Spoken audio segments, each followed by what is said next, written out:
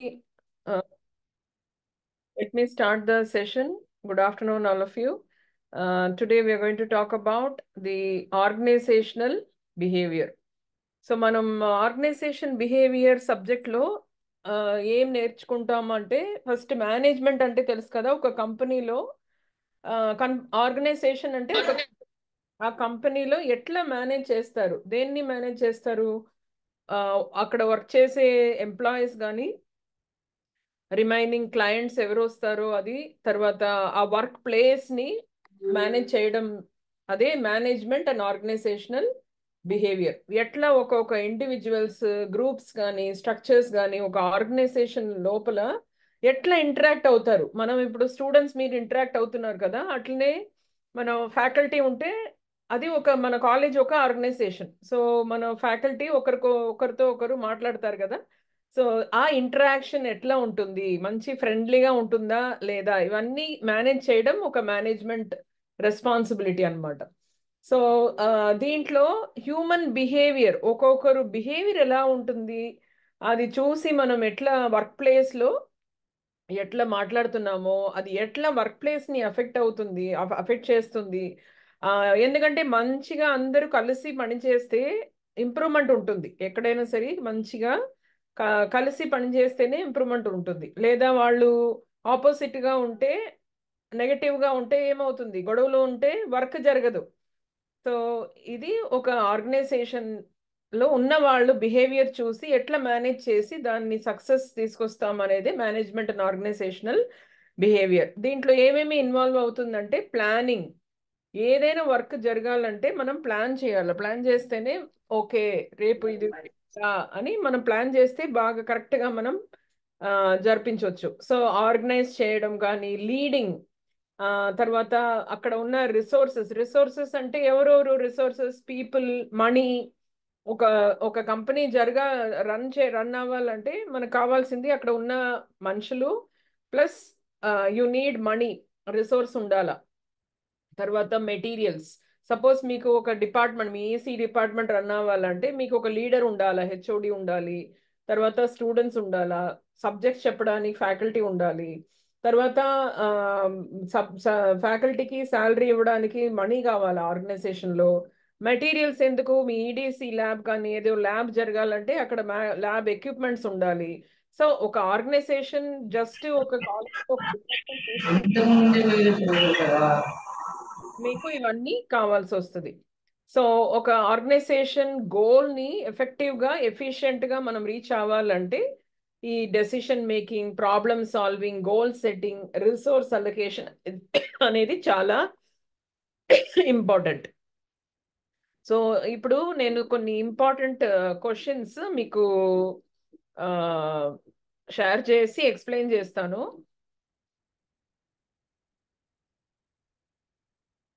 So మీరు university question paper చూసి దీంట్లో ఏదైనా మిస్ అయి ఉంటే చెప్తే రిమైనింగ్ కూడా మనం నెక్స్ట్ సెషన్లో చేస్తాం.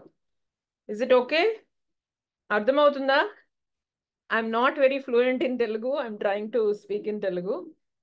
ఎవరైనా ఒక్కరు అన్మ్యూట్ చేసుకొని చెప్పండి అర్థమవుతుందా లేదా అని. Madam okay madam, done madam. Okay, ఇప్పుడు స్ట్రాటజీస్ ఫర్ మేనేజింగ్ కాన్ఫ్లిక్ట్స్, ఇది చాలా ఇంపార్టెంట్ క్వశ్చన్.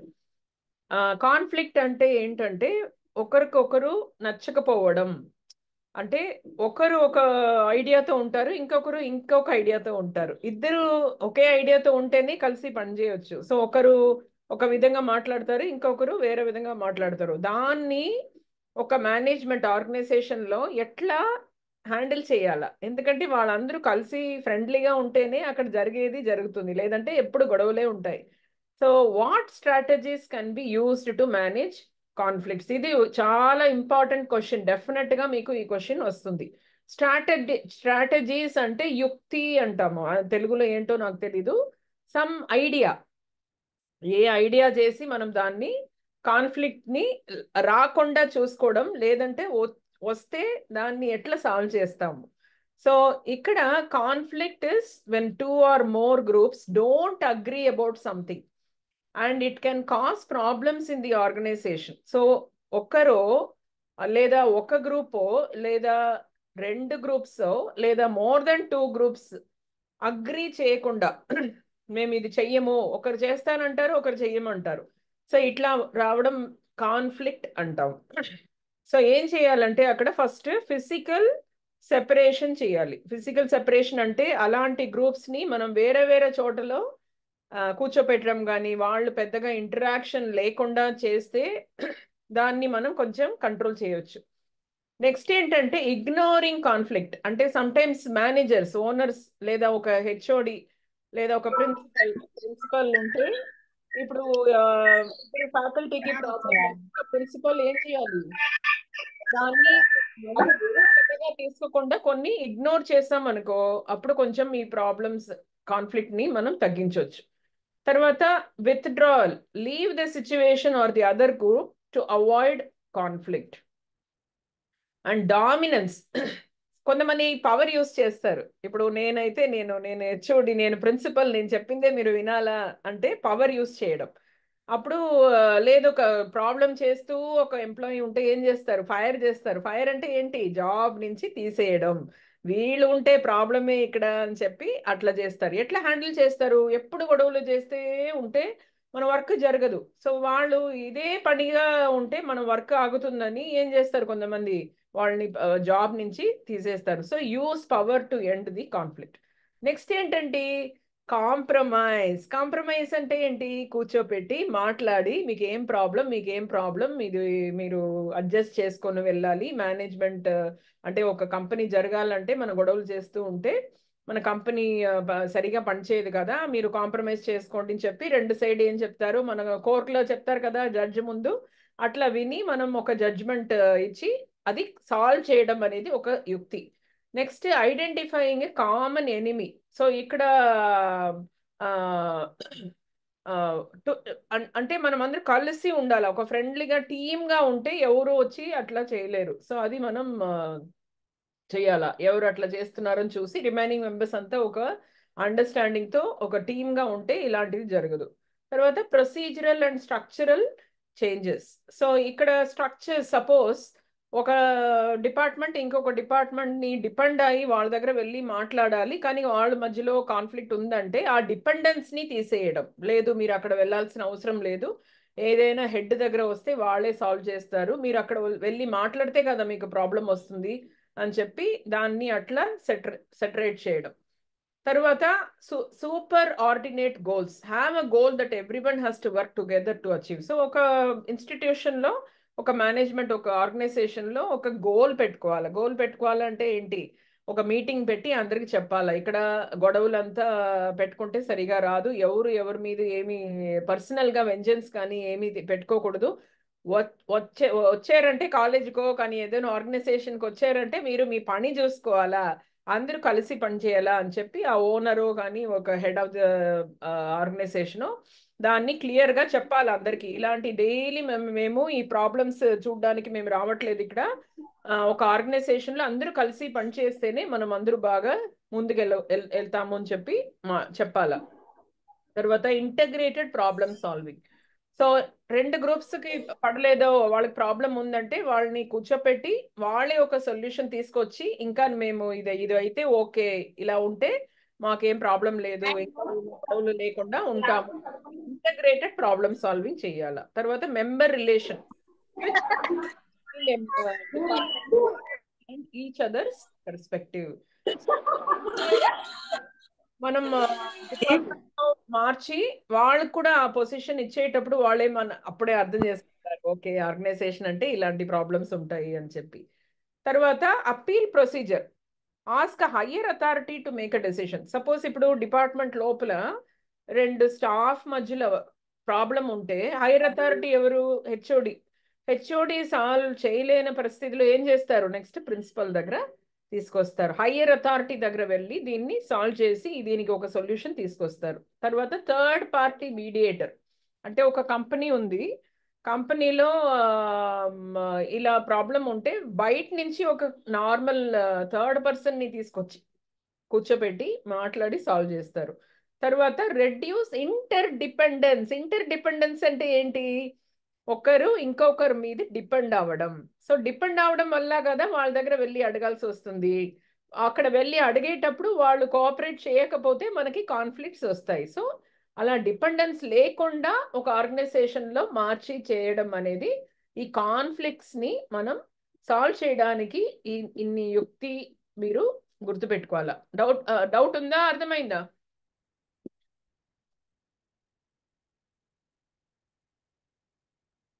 అర్థమైందమ్మా?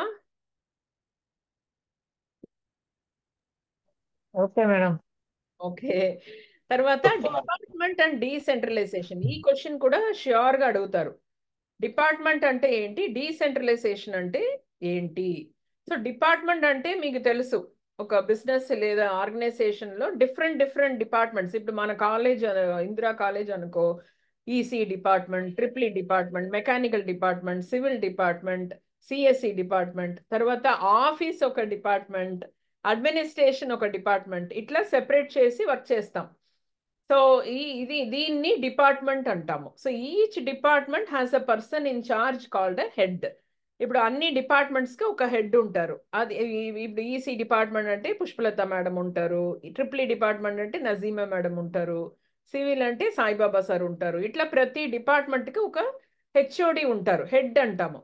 వాళ్ళు ఆ డిపార్ట్మెంట్లో ఏం జరుగుతుందో వాళ్ళు చూసుకోవాలి. డెసిషన్ మేకింగ్ పవర్ అనేది వాళ్ళకి ఉంటుంది. So head of each department reports. అందరు హెడ్ ఆఫ్ ది డిపార్ట్మెంట్ ఎవరికి రిపోర్ట్ చేస్తారు? Head of the organization. ఇప్పుడు మన కాలేజ్లో హెచ్ఓడీస్ నా దగ్గర వచ్చి రిపోర్ట్ చేస్తారు, ప్రిన్సిపల్ కాబట్టి. సో ఇది ఒక స్ట్రక్చర్. ఒక ఆర్గనైజేషన్ అంటే ఇట్లా ప్రతి డిపార్ట్మెంట్ ఉంటుంది, డిపార్ట్మెంట్కి ఒక హెడ్ ఉంటారు. ఆ హెడ్ అంతా వచ్చి ఎవరికి చెప్తారు? ఆ ఆర్గనైజేషన్ హెడ్కి వచ్చి రిపోర్ట్ చేస్తారు. For example, in a business, departments are called things like divisions and sections. In government, they are called offices, branches, bureaus or sectors. In military, they are called as battalions, groups, companies or regiments. ఒక్కొక్క ప్లేస్లో ఒక్కొక్క name ఉంటుంది ఆ departments. ఇప్పుడు decentralisation అంటే ఏంటి? Is when a company gives decision making power to many people.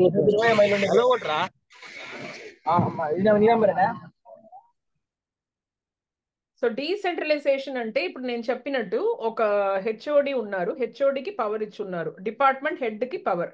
Decentralisation అంటే ఆ డిపార్ట్మెంట్లోనే స్టాఫ్ ఉంటారు కదా, ఆ స్టాఫ్ కూడా పవర్ ఇవ్వడం అనేది డీసెంట్రలైజేషన్. అంటే వాళ్ళే కొన్ని డెసిషన్స్ తీసుకోవచ్చు అని చెప్పి వాళ్ళకి మనం పవర్ ఇస్తే, ఒక డిపార్ట్మెంట్ హెడ్ కాకుండా డిపార్ట్మెంట్లో ఉన్న స్టాఫ్కు కూడా పవర్ ఇవ్వడమే డీసెంట్రలైజేషన్.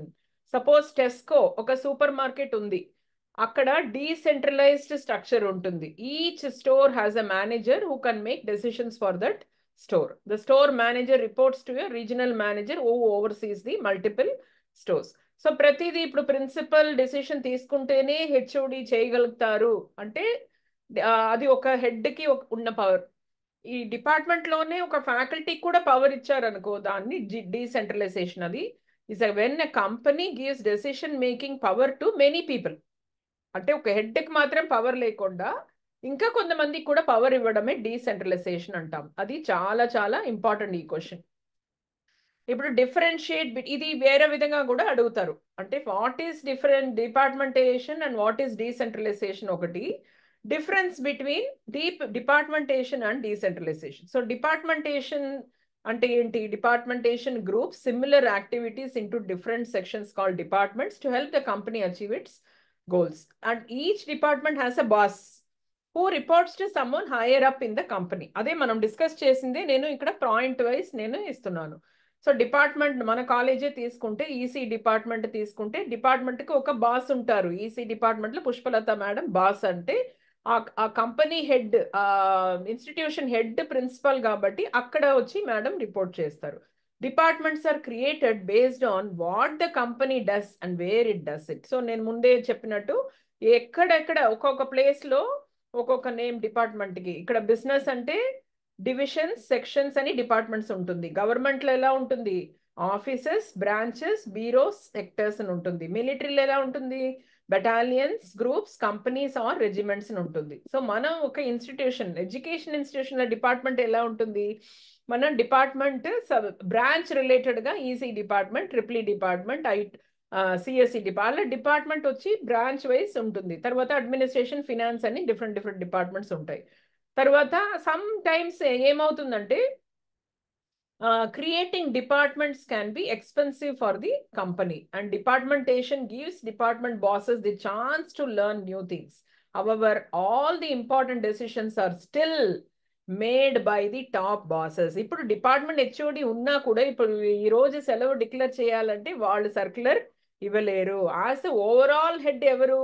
మనం ఒక ప్రిన్సిపల్ సర్క్యులర్ ఇస్తేనే వాళ్ళు దాన్ని ఫార్వర్డ్ చేయగలుగుతారు. సో ఈ డిపార్ట్మెంటేషన్లో డిపార్ట్మెంట్ ఉంటుంది, డిపార్ట్మెంట్కి హెడ్స్ ఉంటారు, కానీ వాళ్ళకు కూడా కంబైన్డ్గా ఒక హెడ్ ఉంటారు. సో వాళ్ళు డెసిషన్ మేకింగ్ పవర్ ఉంటుంది. వేరస్ డీసెంట్రలైజేషన్ అంటే మన కాలేజ్లోనే మనం ప్రిన్సిపల్ కొన్ని డెసిషన్స్ తీసుకుంటే హెచ్ఓడీస్ కూడా కొన్ని డెసిషన్ తీసుకోవడానికి పవర్ ఇవ్వడం అనేది డీసెంట్రలైజేషన్. సో ప్రిన్సిపల్ని అడగకుండానే వాళ్ళే కొన్ని డెసిషన్స్ తీసుకున్నారనుకో, దాన్ని మనం డీసెంట్రలైజేషన్ అంటాం.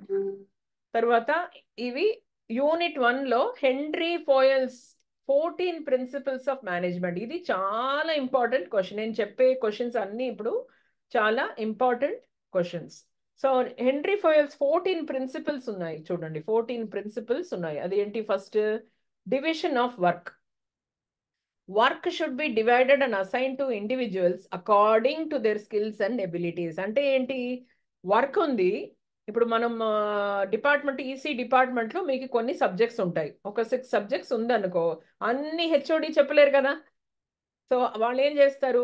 ఎవరు ఏ సబ్జెక్ట్ బాగా చెప్తారో వాళ్ళకి దాన్ని అసైన్ చేసి ఇస్తారు. ఇప్పుడు మనం ఎంఓబి నాకెందుకు ఇచ్చారు? నేను లాస్ట్ 2 ఇయర్స్ చెప్పాను, మంచి రిజల్ట్ వచ్చింది, నాకు ఈ సబ్జెక్ట్ అంటే చాలా ఇంట్రెస్ట్ కూడా. సో మేడం ఏమన్నారు? మేడం మీరు ఈ సబ్జెక్ట్ కొంచెం చెప్పండి మా పిల్లలకి అంటే మనం చెప్తున్నాం. అప్పుడు ఎవరు ఏది బాగా చేస్తారో వాళ్ళకి అది ఇవ్వడం అనేది డివైడ్ చేసి అసైన్ చేయడం అనేది డివిజన్ ఆఫ్ వర్క్. అన్నీ ఒకరే చేయలేరు, డివిజన్ చేయాలి. Next, authority and responsibility. So ఇక్కడ managers have the authority to give orders, but they must also be willing to take responsibilities for the decisions. So managers head అంటే only work ఇవ్వడం కాదు, responsibility కూడా వాళ్ళు తీసుకోవాలా. Authority, ఆ power ఉంటే, power మాత్రం ఉంటే చాలదు, వాళ్ళు కూడా రెస్పాన్సిబిలిటీ తీసుకోవాలా. నెక్స్ట్ ఏంటి? డిసిప్లిన్. సో ఎంప్లాయీస్ ఎవరెవరు ఉన్నారో అందరూ రూల్స్ ప్రొసీజర్స్ ఫాలో అవ్వాలి. And managers must enforce discipline when necessary. So employees correct టైంకి వస్తున్నారా? వాళ్ళ డ్యూటీ వాళ్ళు చేస్తున్నారా? ఇప్పుడు క్లాస్ ఉంటే 9 o'clock 9:30 క్లాస్ ఉంటే ఆ టైంలో ఫ్యాకల్టీ క్లాస్లో ఉన్నారా? సిలబస్ కంప్లీట్ చేశారా? స్టూడెంట్స్కి అర్థమైందా? రివిజన్ చేశారా? స్టూడెంట్స్ కంఫర్టబుల్గా ఉన్నారా? ఇవన్నీ వాళ్ళ డ్యూటీ కదా.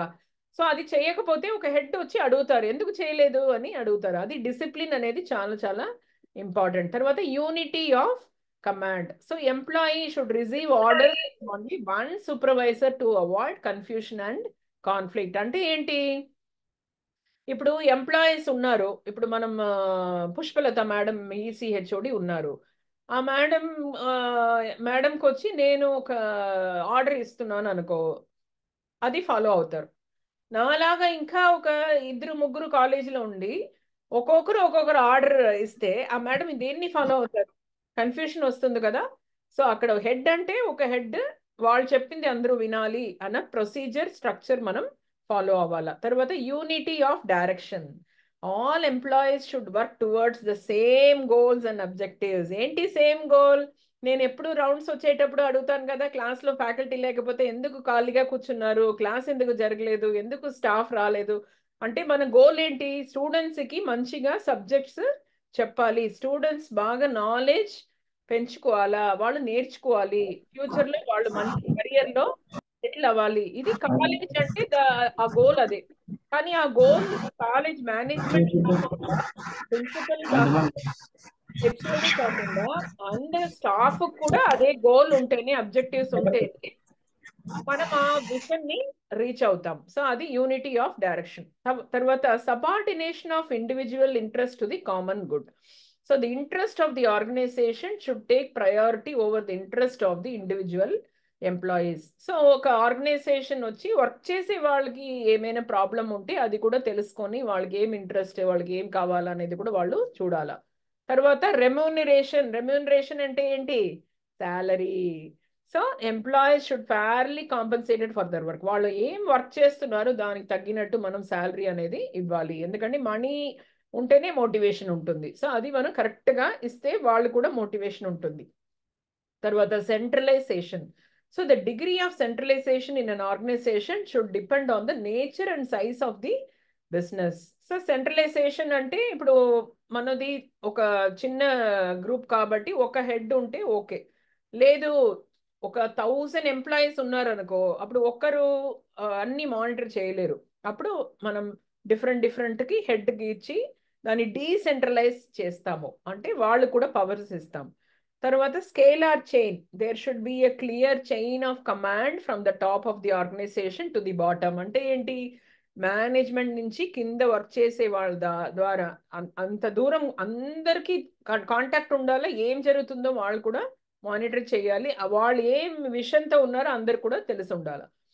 Order. There should be a place for everything and everything should be in its place. So ఆర్డర్లీగా ఉండాలి మనం ఎక్కడ ఉన్నా. So equity. Managers should be fair and impartial when dealing with employees. Suppose ఒక ప్రిన్సిపల్ ఉన్నారనుకో, అన్ని department ఈక్వల్గా treat చేయాలి. అన్ని ఫ్యాకల్టీ అందరినీ ఈక్వల్గా ట్రీట్ చేయాలి. ఒకరికి మాత్రం పార్షియాలిటీ ఇవ్వడం అనేది తప్పు. అట్లా చేయకూడదు. ఈక్విటీ ఉండాలా.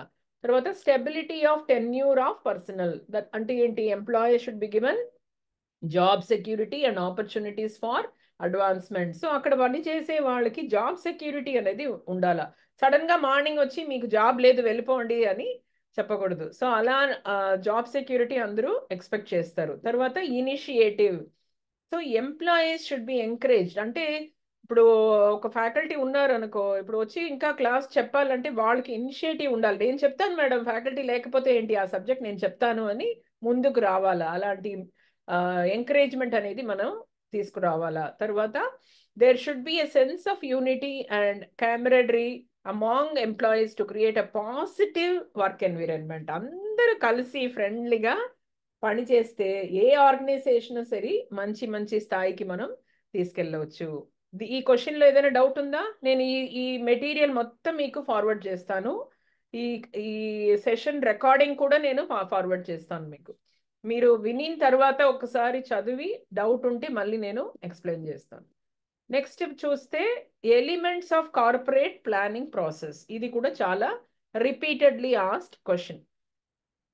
So definition of corporate planning. Corporate planning is a process that involves creating the corporate mission. It involves scanning the business environment, developing strategies, building necessary infrastructure, and allocating resources to achieve the mission. It has a company-wide and comprehensive perspective.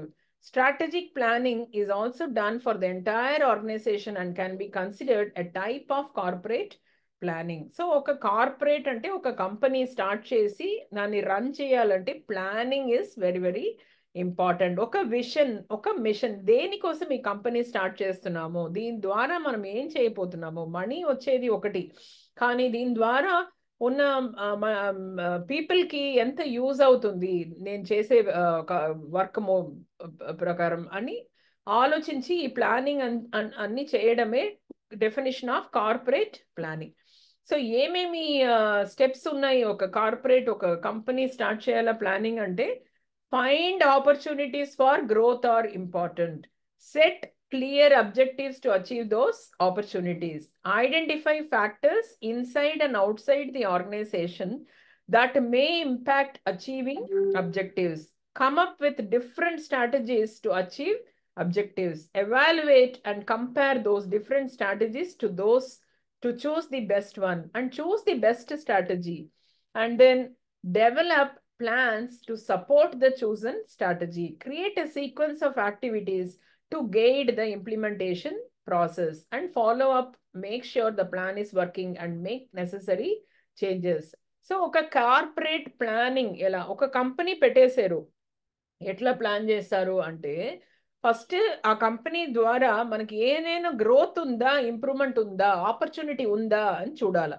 తర్వాత ఆ ఆపర్చునిటీని achieve చేయడానికి ఏమేమి objectives అంటే క్లియర్గా ఉండాలి, ఏం చేస్తే మనకు ఆ ఆపర్చునిటీ ద్వారా మనకు మంచి జరుగుతుందని. తర్వాత inside and outside organization, అది ఫ్యాక్టర్స్ని మనం ఆలోచించాలా.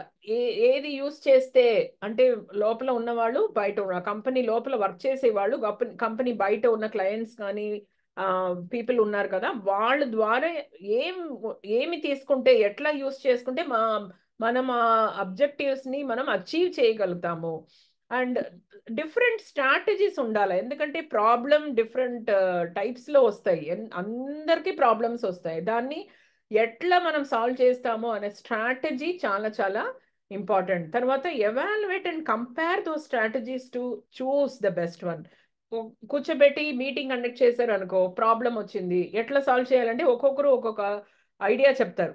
సో అదన్నీ పెట్టుకొని ఏది మంచి ఐడియా, ఏది యూస్ చేస్తే మనకి ఈ ప్రాబ్లమ్ని మనం సాల్వ్ చేస్తామో అని మనం ఆలోచించి, ప్లానింగ్ అంటే ఆలోచన చేయడమే. సపోజ్ మీరు ఎగ్జామ్కి చదువుతున్నారు, మీరు చదవాలంటే ఇప్పుడు ఎగ్జామ్ దగ్గర వచ్చేసింది, ఇంకా 10 డేస్లో ఎగ్జామ్ అంటే మీరు ఉన్న టైంలో బెస్ట్గా మనం ఎలా చదివితే మనం పాస్ అవుతామో, ప్లస్ సబ్జెక్ట్ కూడా అర్థం చేసుకుంటాము అని మీ ప్లాన్ చేయాలి. ఆ స్ట్రాటజీ మీరు ప్లాన్ చేయాలి, ఎలా చదివితే మీకు పాస్ అవుతారు, ప్లస్ ఆ సబ్జెక్ట్ నాలెడ్జ్ కూడా మీకు వస్తుందని. ఇప్పుడు ఎంఓబి తీసుకుంటే నేను ఈరోజు చెప్పే క్వశ్చన్స్ అన్నీ కంప్లీట్ సిలబస్ కవర్ అవుతుంది, ప్లస్ మీ క్వశ్చన్స్ కూడా క్వశ్చన్ వైజ్ నేను సింపుల్ ఆన్సర్స్ రాసాను కాబట్టి మీకు ఈజీగా మీరు చదవచ్చు. ఇలా పాయింట్ ఫామ్లో రాస్తే మీకు ఎగ్జామ్లో మార్క్ కూడా వస్తుంది, అందరూ మంచి గ్రేడ్ కూడా తెచ్చుకోవచ్చు. ఇది ఒక స్ట్రాటజీ. ఓకే, ఎందుకు బుక్ మొత్తం చదవాలంటే టైం లేదు, అర్థం చేసుకోవాలా, మళ్ళీ నోట్స్ రాసుకోవాలా, అది అన్ని టైం లేదు. కాబట్టి ఆల్రెడీ ప్రిపేర్ చేసిన నా నోట్స్ కానీ ఎక్స్ప్లెనేషన్ కానీ ఈరోజు ఇవ్వడం వల్ల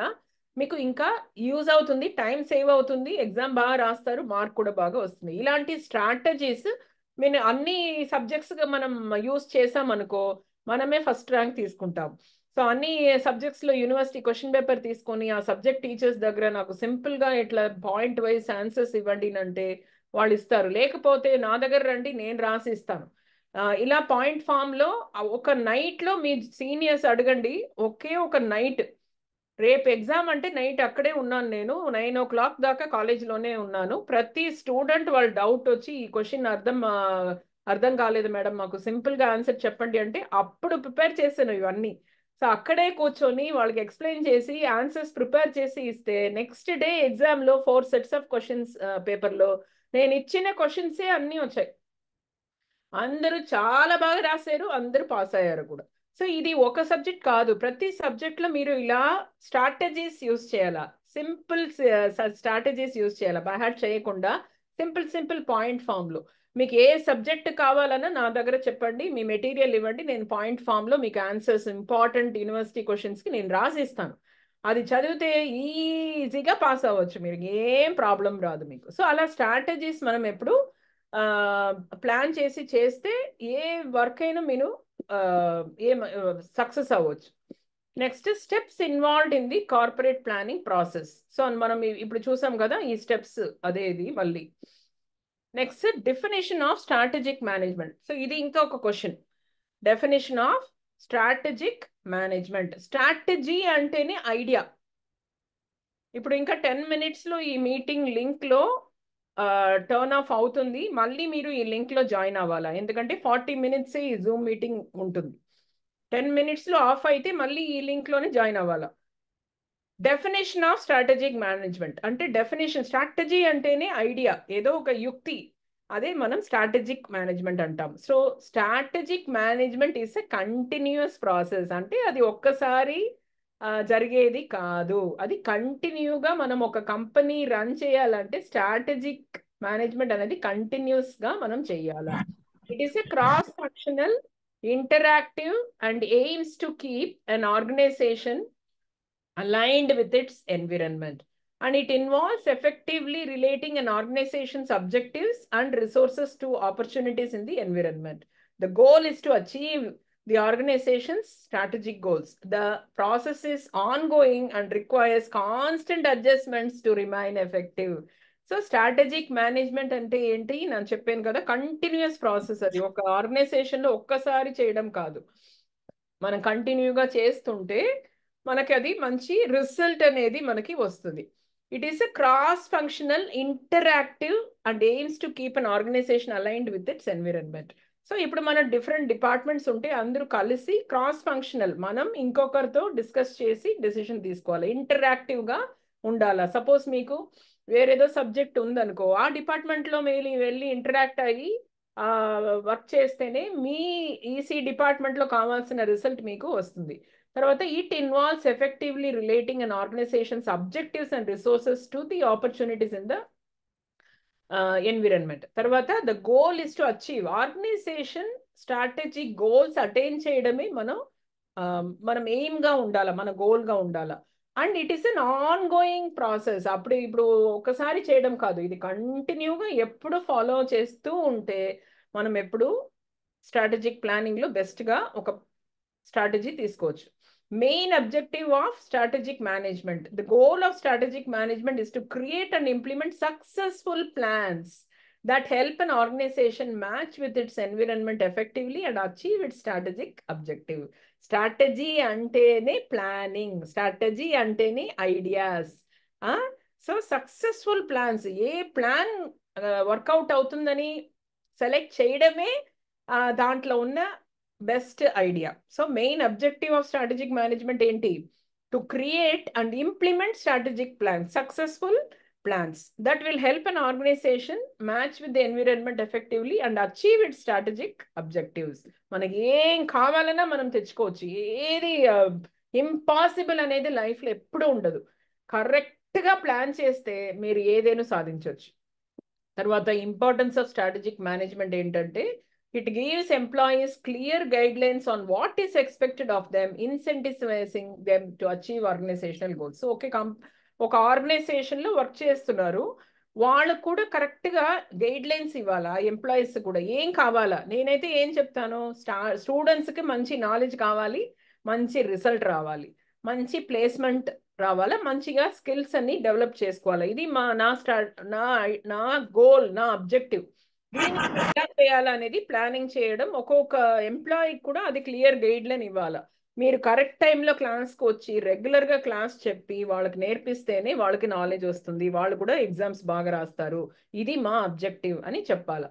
తర్వాత formal planning leads to better performance and success compare to companies without plan. A company అయినా ప్లానింగ్ లేకుండా వర్క్ చేస్తే జరగదు, ఎండ్ రిజల్ట్ రాదు. ఏదైనా ప్లానింగ్ ప్రాపర్గా ఉండాలా.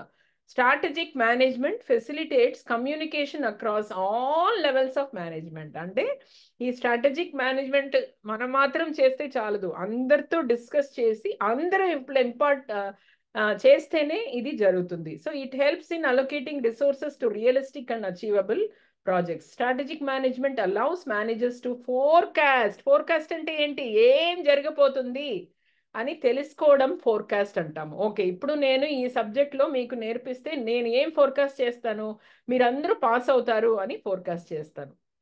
అట్లనే జస్ట్ ఎంఓబి సబ్జెక్ట్ మాత్రం ఇట్లా మనం చేస్తే చాలదు. అన్ని సబ్జెక్ట్ కూడా యూనివర్సిటీ క్వశ్చన్ పేపర్ తీసుకొని మీకు ఈజీగా అర్థమైనట్టు ఎగ్జామ్లో ఈజీగా ఎలా రాస్తారో అలా నోట్స్ రాసుకొని మీరు ప్రయత్నం చేస్తే అందరూ 100% పాస్ అవుతారు, 100% జాబ్ కూడా మీరు రెడీ అవుతారు. Strategic management allows managers to forecast changes in the environment, enabling them to take advantage of opportunities and overcome threats.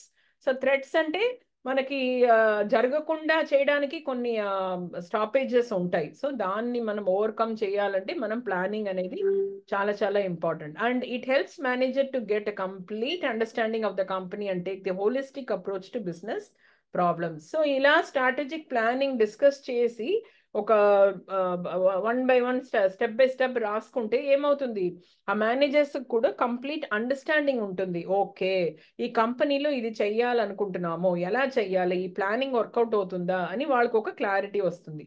Strategic management provides information to managers for systematic decision making. మన లైఫ్లో కానీ ఎక్కడో decision making is చాలా చాలా చాలా చాలా important. మనం ఏం డెసిషన్ తీసుకుంటామో అది మీకు చాలా హెల్ప్ అవుతుంది. డెసిషన్ మేకింగ్ అనేది మీ ఒక స్కిల్. సో అది మనం ఫాలో అయితే ఫస్ట్ ఏదైనా మనం చెయ్యొచ్చు. నాకైతే నేను ఇది చేయలేను అని ఎప్పుడు చెప్పను. ఏదైనా చేయొచ్చు. అంటే మీ డెసిషన్ మేకింగ్ కరెక్ట్గా మీరు పెట్టుకోవాలా. Next contemporary issues in strategic management. So ఎలాంటి ఇష్యూస్ వస్తాయి అంటే corporate governance is a contemporary issue in strategic management. It involves the mechanisms used to manage the relationship between stake holders. So ఇక్కడ కొన్ని contemporary అంటే ఇప్పుడు present day challenges ఏంటంటే stake holders అంటాము. Stake holders అంటే ఒక కాలేజ్, మన college తీసుకుంటే స్టేక్ హోల్డర్స్ ఎవరంటే స్టూడెంట్స్ ఒక స్టేక్ హోల్డర్, పేరెంట్స్ ఒక స్టేక్ హోల్డర్, ప్లేస్మెంట్కి వచ్చే కంపెనీ ఒక స్టేక్ హోల్డర్. సో వీళ్ళందరినీ స్టేక్ హోల్డర్ అంటాం. సో ఈ రిలేషన్షిప్ బాగా మనం మెయింటైన్ చేసుకోవాలి. తర్వాత it is use to monitor the strategic decisions and performance of the organization. So ఈ corporate governance is a set of rules and regulations that ensure effective management and accountability within the organization. So ఒక rules and regulations follow అయ్యి మనం correct strategy plan చేసి సిన్సియర్గా work చేస్తే ఆ organisation ఒక మంచి లెవెల్కి వస్తుంది. సో ఈ ఇష్యూస్ వస్తాయి, ఆ ఇష్యూస్ని మనం ట్యాకిల్ చేసుకొని దాన్ని ప్రాబ్లం లేకుండా తీసుకెళ్తే ఈ స్ట్రాటజిక్ మేనేజ్మెంట్ ద్వారా ఆ కార్పొరేట్స్ వాళ్ళు మంచి సక్సెస్ని వాళ్ళు రీచ్ అవుతారు. ఇది about this one. Next question ఏంటి? Environment scanning. Okay, what is environment scanning? How is this important in present day context? ఇది ఇంకొక question. So meaning of environment scanning. Environment scanning is a process of examining the environment. So environment అంటే వాతావరణం ఎట్లా ఉంది, climate ఎలా ఉంది. Involves looking at the political, economic, technological and socio-cultural factors. So మనం మన చుట్టూ ఎన్విరాన్మెంటే మన చుట్టూ ఉన్నదే ఎన్విరాన్మెంట్ అంటాం. సో అక్కడ ఈ political, economic, technological and socio cultural ఫ్యాక్టర్స్ని మనం కన్సిడర్ చేయాలి. The goal is to identify and manage the factors that affect the organizational growth. ఒక ఆర్గనైజేషన్ గ్రో అవ్వకుండా ఉందంటే ఎందువల్ల అలా ఉంది అని ఐడెంటిఫై చేసి దాన్ని మనం మేనేజ్ చేయాలి. This process helps to make informed decisions and take actions to control the impact of external factors on the organization. So ఇట్లా చూడడం వల్ల మన ఎన్విరాన్మెంట్ ఏంటో అని చూడడం వల్ల ఇలాంటి ప్రాబ్లమ్స్ని మనం హ్యాండిల్ చేసి దాన్ని మనం హ్యాండిల్ చేసేస్తేనే మనం ఆర్గనైజేషన్ ఒక మంచి లెవెల్కి తీసుకెళ్ళిపోవచ్చు. సో ఇంపార్టెన్స్ ఏంటంటే it helps firms evaluate their strategy in light of opportunities and changes in environment. It identifies opportunities and threats in the environment, enabling the organization to stay in sync with dynamic changes. Time ayindi, nenu ippudu stop chesi malli start chestanu.